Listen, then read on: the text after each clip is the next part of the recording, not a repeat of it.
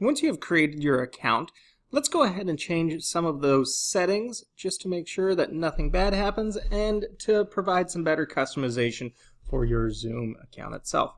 So we'll go ahead and navigate to Settings. And then over here, you're going to want to make sure that your waiting room is enabled. It should be enabled by default now at this point, as per Zoom's policy.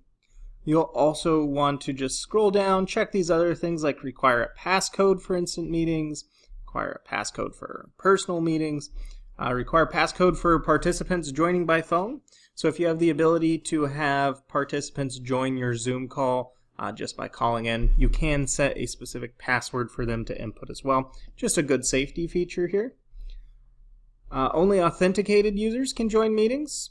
You can have that set to default, especially if you're working with students who cannot create their own Zoom account. And schedule a meeting.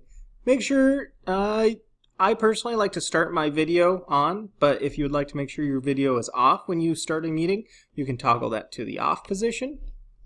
Participants video, I always encourage you to have that being set as started to off. So whenever they join in a meeting, their video is off. They'll have to enable their video to be seen. Make sure that you do not allow participants to join before you. Make sure that participants are muted upon entry. Just a good best practice right there. You never know what's going on in somebody's house. Maybe they don't realize that their mic is on yet. They're assuming it's turned off. So just go ahead and have that set to the on position here where it mutes them on entry. If you would like to allow participants to chat, you can. And I encourage you to select prevent participants from saving chat. Just a good policy there, especially if you're working with students. Make sure to disable private chat, especially if you're working between students.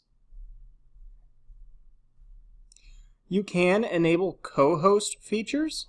So if you need another teacher, if you're a part of the special Zoom account for teachers hosted by the school, you can set up other teachers to be co-hosts to control different things, such as end meeting controls.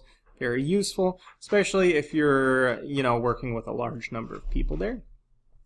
In your screen sharing, I encourage you to make sure only the host can do screen sharing. Disable desktop screen share for users. Again, another important thing to have.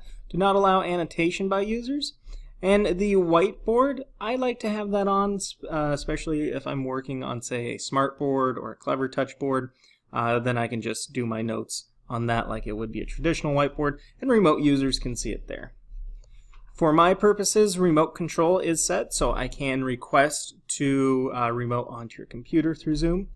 I encourage you to do nonverbal feedback and meeting reactions, just a good way for participant engagement. And then of course you can just go through here. If you'd like to set up breakout rooms, you can. You can set up closed captioning. Just different things like that, and allowing the use of virtual backgrounds. I think it's fun. You never know when something's going on in the back and you want to blur it out. So you do have all of these options. You can go through and check these settings out. If you have any questions about a setting, please feel free to let me know by emailing me directly. Or if you're watching this on YouTube, you can always drop a question in the comment section below.